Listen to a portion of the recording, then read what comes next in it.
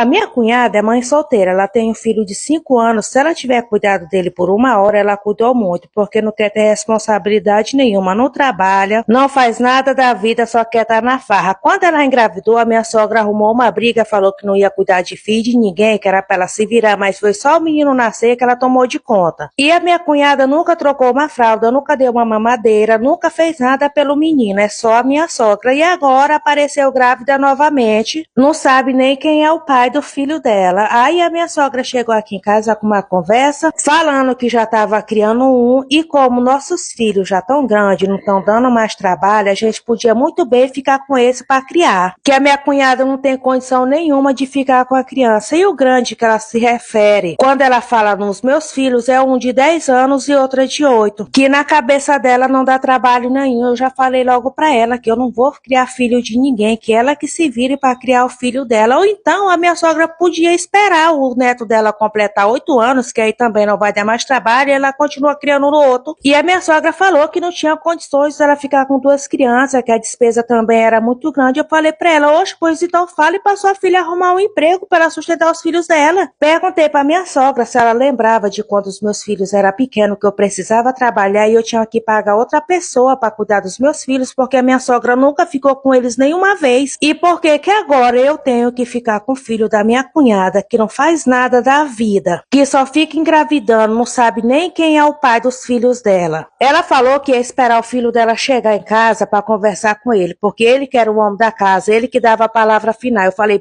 ele é o homem da casa, mas isso não significa que ele que tome todas as decisões da casa. Antes ele tem que conversar comigo para saber se eu aceito ou não. Até porque não é só ele que trabalha dentro dessa casa para manter a casa, não é ele que vai ficar cuidando da criança. E se ele quiser criar o sobrinho dele, ele que procure outra casa e outra mulher para cuidar do sobrinho dele, porque comigo isso não vai acontecer não. Ela saiu daqui me chamando de egoísta, falando que eu não tinha coração, que sabia que meu marido era um pau mandado, que só fazia tudo que a mulher queria. E eu falei pra ela que eu sou uma sem coração, que trabalha todos os dias para ajudar na despesa de dentro de casa para criar os meus filhos. E a filha dela era o quê? Uma desocupada que só sabe colocar filho no mundo para jogar nas costas dos outros. Mas me diz mesmo, minha gente, eu tô errada?